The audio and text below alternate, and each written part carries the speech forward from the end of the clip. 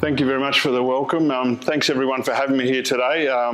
It's great to be back down in Gippsland, and my role with AFL Sports Ready's brought me down this way quite a few times in the last 3 years as I've done a mentoring role. So it's good to be here and hear about community sport, because for me, I think back to my beginnings, and I'd like to share sort of my journey at the very start of how I got into sport and then how I made it up to the top level. I'm going to show one of my races, so I'm going to sort of reminisce a little bit, go back to 95, 20 years ago.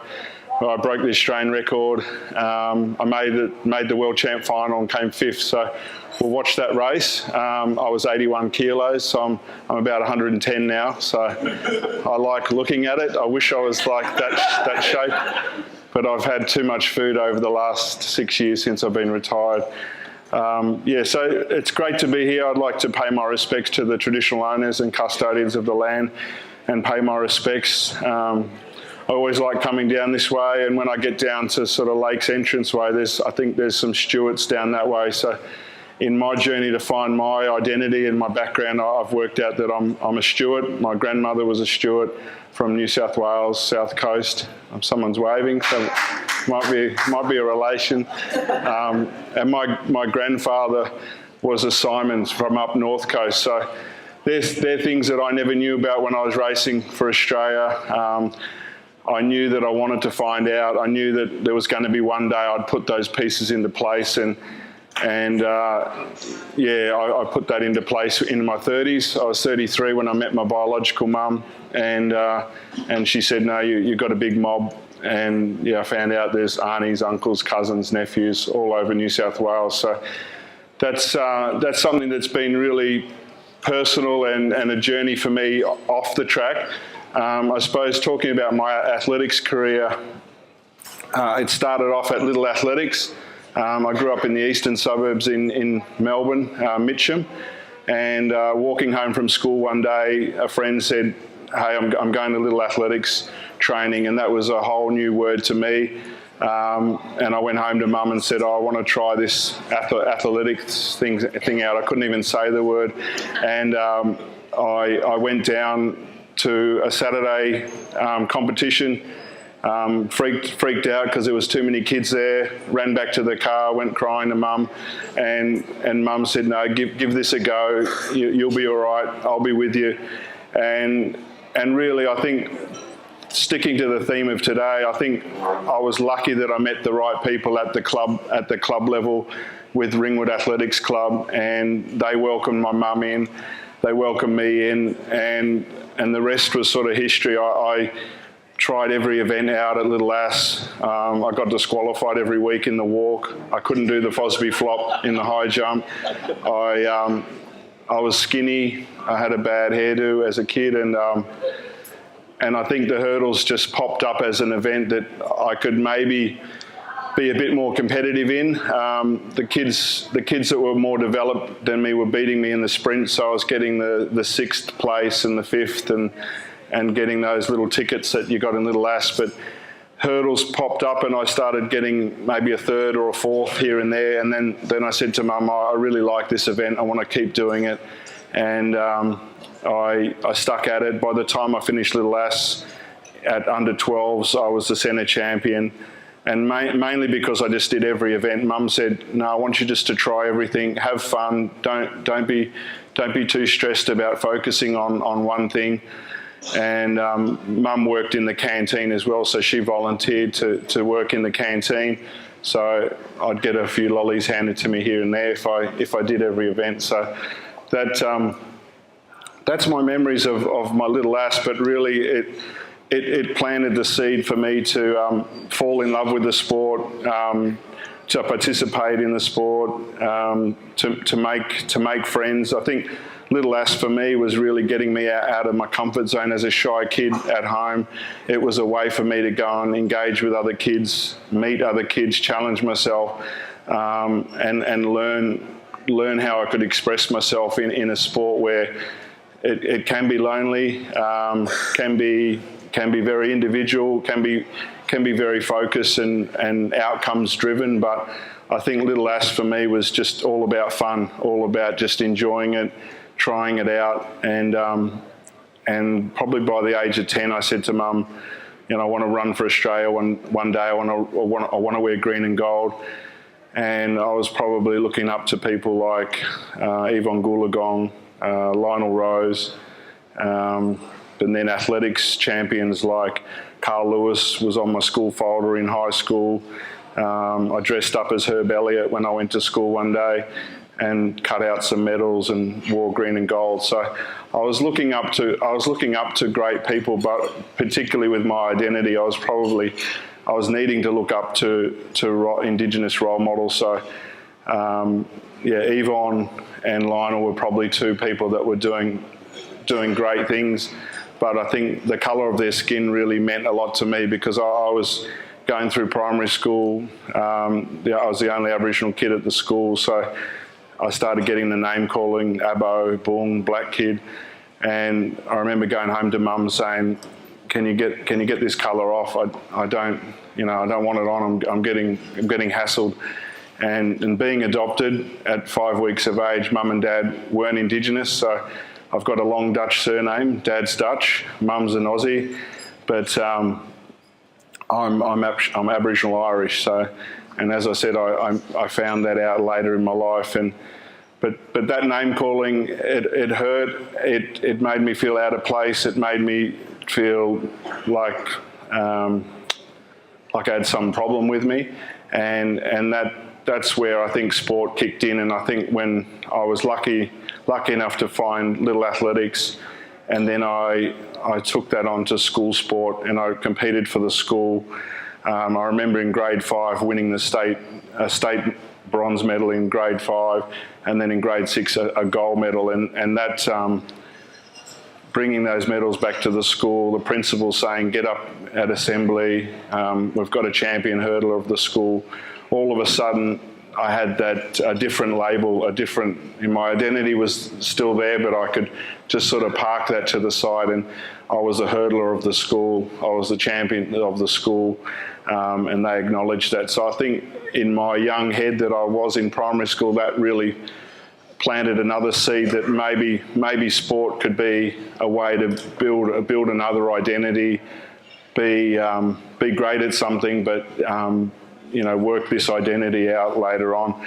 So sport was that vehicle for me as well. I went into high school the next year after grade 6, and I thought my head was going to be flushed down the toilet by the older kids, and I was surprised. But my first day of high school, I was welcomed, and the kids said, hey, we heard you're a champion hurdler, you're going to run for the school, we've got a good athletics program. And I only went to a tech school, so I didn't go to a private school, and they were probably some of the best years of my life, running for the school, doing trade subjects, learning how to do building, plumbing, metalwork, automotive. But I had some great teachers there as well, and they had a track and field program. One teacher got the kids together every morning. We went and trained. We got the bus into Olympic Park, and we competed against all the other flash schools, and we normally knocked them off.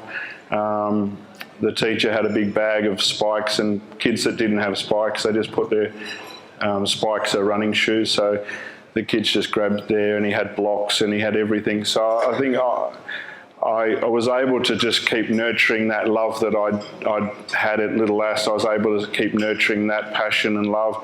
And I went away overseas in 1985 on a schoolboy trip to UK, and that was my first real step out of my comfort zone, and I had to go away, leave Mum and Dad for a couple of months, go away with this schoolboy group. And the biggest challenge to start with, Mum had to raise $2,000 or $3,000, so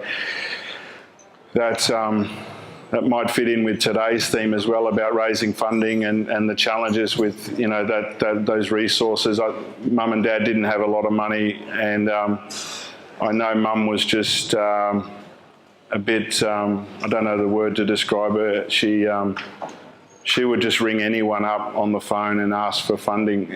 She had no shame. I remember sitting on the couch going, "Oh, Mum, you're embarrassing me. How are you doing this?" And she would be saying things like, no, my son's going to be a champion and he's going to be a great athlete, and I believe he's got the talent. And I was only 12, and I'm thinking, what is she saying? And I was shy, not confident, I'm not assertive, but I had this mum ringing up people. So she did get funding for those first trips. A lot of Aboriginal communities supported me. And I was just telling someone today, one of the elders from Kirrip Corporation came up to me last year, and she said, do you know that we helped you when you were younger? And I said, yeah, I haven't forgot about that. And but it was actually good to find out the specific details. She said, we had a trust fund and we used our own money. We had 1 point something million in our own trust, but we seen that you had some talent, and we backed ourselves and put some money into you, and it was a few thousand, so it wasn't a small amount. But those days, if I didn't have that support, I think the race that I'll probably show you, it might not have happened. All my stats of my career, they might not have happened. I might have fallen into the category of it's just too hard to do, and it's too hard to travel. So I look back. I thank Mum for that. She was just relentless at getting funding. Another trip that I had, she rang the local police station up, and they said, we'll pass you on to someone else. And she got passed on a few different times to different police stations, until she said, bugger this, I'm just going to ring the head office of the Victoria Police. She rang Mick Miller's office, but she got right through to Mick Miller. He answered the phone and said, hang on, how did you get through to this secure number? She said, don't you pass me on to the next person. And he said, no, I won't. And she sort of challenged him, said, look, I've got an Aboriginal adopted son. I need funding for him. And I don't want you just to pass me on. Anyway, Mick Miller did ring her back. He was on the AFL commission or foundation, and he gave me $5,000, or the foundation gave me $5,000 from that phone call from Mum. So yeah, there's a lot of people to thank, but for me, I'm sort of going over that because I think for me, I met some great people along the way. My coach, those teachers at school, the teachers at my club, Ringwood Little Ass and Ringwood Seniors. There's so many people to remember, but yeah, I don't think I would have made it to the elite level if I didn't have that support. So, on today's theme about community sport, I know how valuable it is to have an event where you're going to have that taste of a sport. A lot of football and basketball today and netball, but any sport I think is important to give our kids a taste of, because it could plant the seed. There will be the kids that are more team orientated. There'll be the kids like me that are probably more individual. I have a sort of a talent for that individual focus, and I just was able to spend years and years focusing on that one goal to make it to a high level.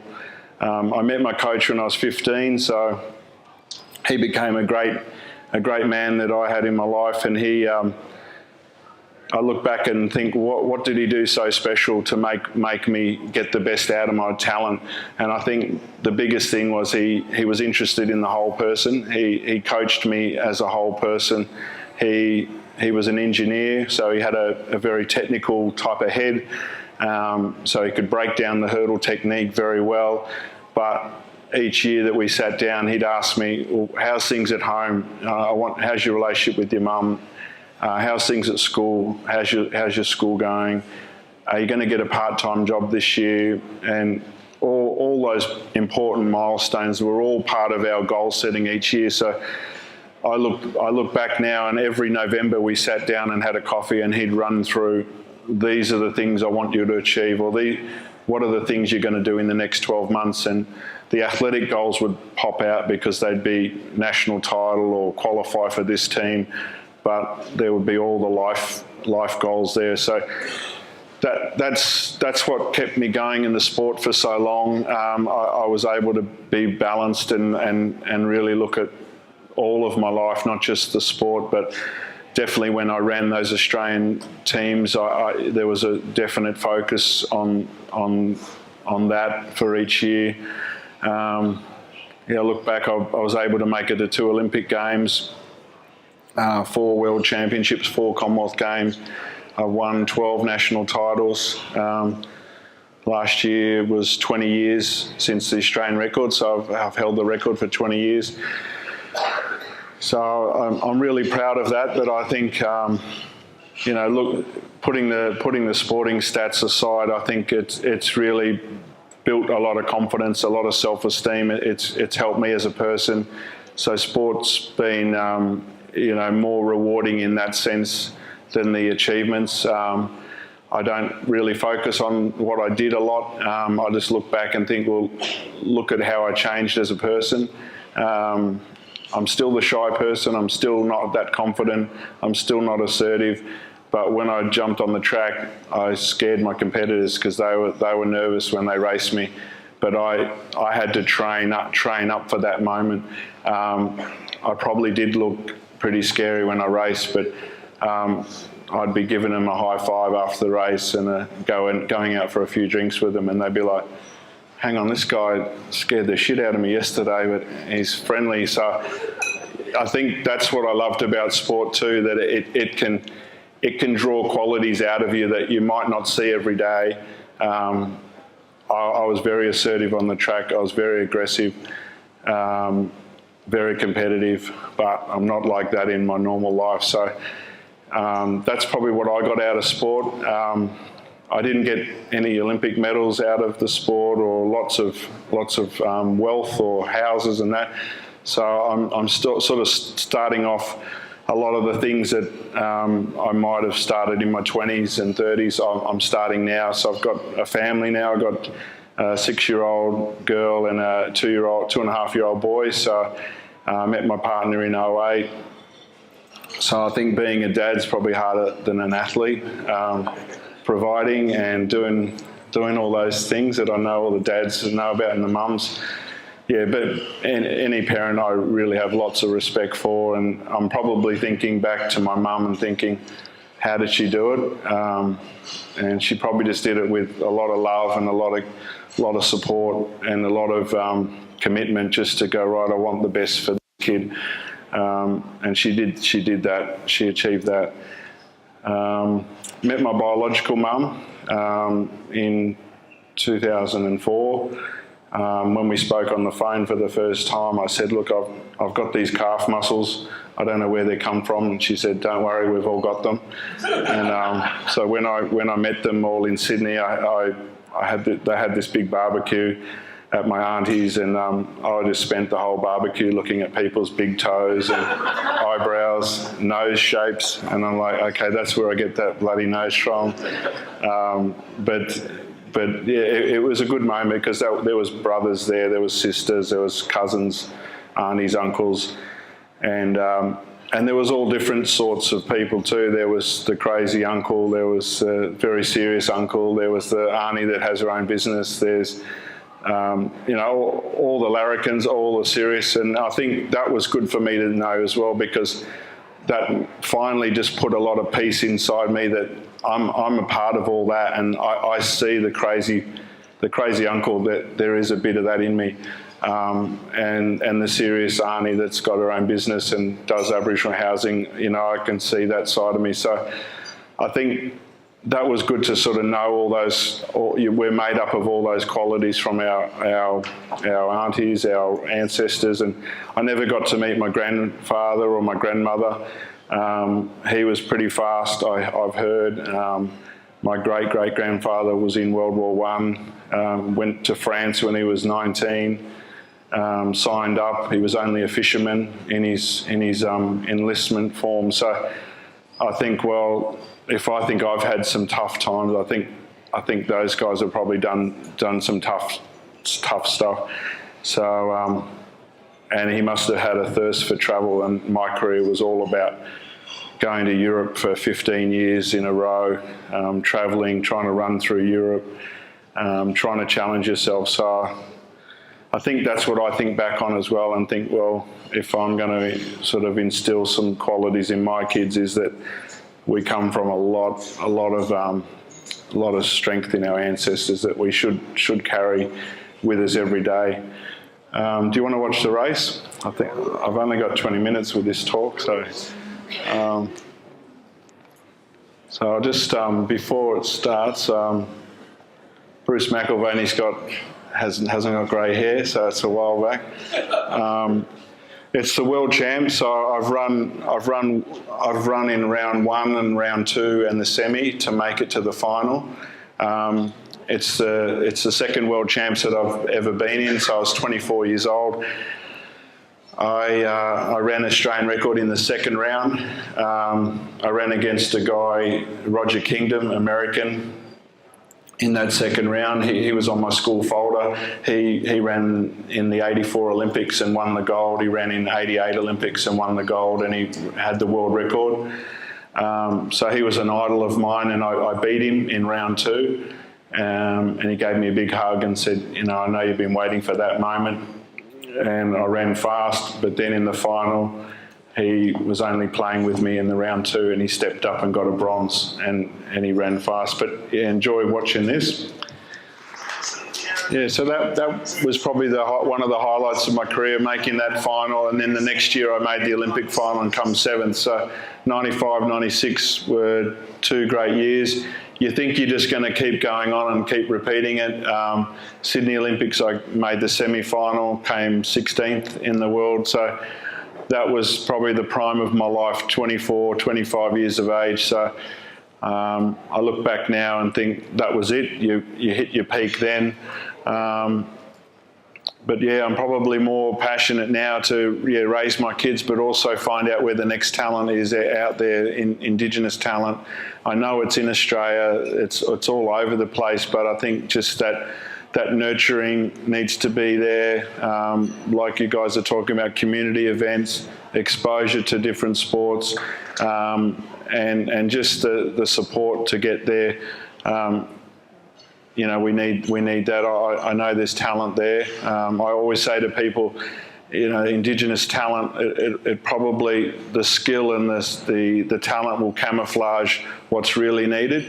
So if what I mean is that the raw talent will be able to match it in any arena normally, but you need to nurture that talent all the way through. So, you know, if I met a kid that could run 10.7 and just said, right, I'm going to send you to the AIS now, that would be the wrong thing. You'd have to nurture that person and probably keep them in their home environment and develop them with, you know, programs and academies and camps. So that's what I'm really passionate about. You better talk to us about your AFL Sports Ready. I should be talking about my job, but no.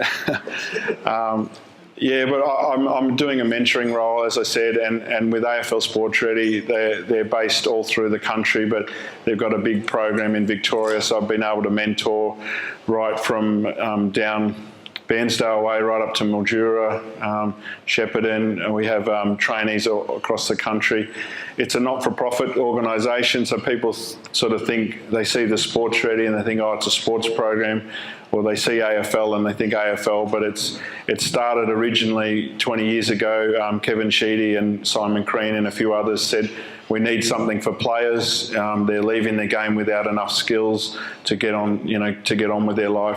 And now 20 years later, it's evolved. So it's traineeships for all young people, not just footy players. So there's a small part of the company that does footy, and there's a big part that does Indigenous part-time, school-based, full-time traineeship opportunities. So we've had some kids down the Gippsland area that have done traineeships, and yeah, it's a good stepping stone to get into a workforce and get some practical skills, but get a nationally accredited certificate and get some pay as well. So a traineeship wage is probably the first pay that you'll get, and a trainee can just build that confidence. So in the mentoring role, I ask questions about well-being, challenges, family,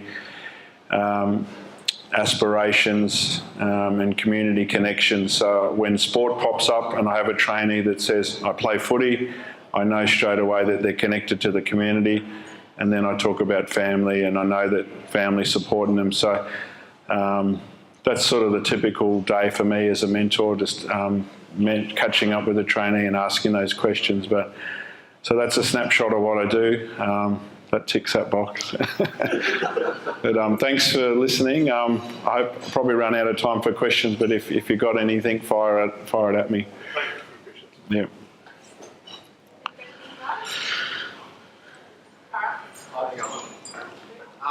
How did you find involved with your mum? How did that come about? Oh, sorry, mate. How did you come about finding involved with your mum? She rang me out of the blue, so I think my mobile number must have spread out through New South Wales somewhere. And she rang me, so I was in Canberra at the Institute of Sport, and I got a phone call. Hi, Kyle, it's Sue, your mum. And I was like, oh, hi, how you going? It's a nice day here. And that was in '99, and then we just took a few years to get it to happen. She turned up to Sydney Olympics and went to team management and said, I've got to get through to see my son. And they said, oh, look, he's got semi-final tomorrow. So, yeah, they did the right thing. But, when I had a first catch-up with her, she had a plastic bag at the lunch table with my adoptive mum, so both mums together. And I said, oh, what's in the bag? And she pulled out a newspaper clipping.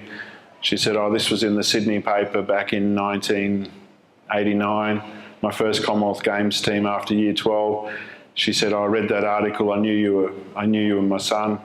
And then the whole bag was just my whole career, every article, magazine. So I felt like saying, okay, I'm not in the bag anymore, I'm here. I'm a real person, you know. But yeah, she'd been at athletics track, she'd watched me, she'd been watching me at Sydney athletics track, signing autographs, just sitting there thinking, probably wanting to come up and see me. So I've actually had probably two strong women, following me, supporting me. Yep. With your role with AFL Sports Ready, Kyle, what do you think is the most important thing about being a mentor to young Indigenous kids? It's a good question. I don't know what qualifies you to be a mentor. I talk a lot about some of my life experiences, but I think helping the young ones have a go. Don't be afraid to be uncomfortable. Like, go through that sort of uncomfortable stage of stepping into a new environment. Being proud. I think that identity stuff is still, I think it's even more important these days. And then helping the host employer understand that young person too, because it's just too easy to go, well, just turn up to work and don't bring any problems to work and just get through the day. And then when I say, no, hang on, there's a few layers, and everyone's different too. So not sort of putting everyone in the same mould, I think. And so I think if we can bring that to a host employer, but also bring that care and attention to a trainee, that's what I try and do. Sometimes it's hard in a half-hour visit, because I can talk, but so some trainees I've spent an hour with, and we just you need to talk. Other trainees, it might be 3 months before you peel back a few layers. So it's being patient as well. So I'm a pretty patient person, and I'm sensitive as well. So I don't want a trainee to feel uncomfortable that I'm Indigenous and they have to tell me everything about their background in the first visit. I apologise to them. I say, hey, let's just take this slow. So, and everyone here knows that's just how we are. We've got a lot of complexity to our backgrounds, and trainees are no different. Taken up a lot of this 25 minutes, I think. If you'd like to give Kyle a big hand and Thank you.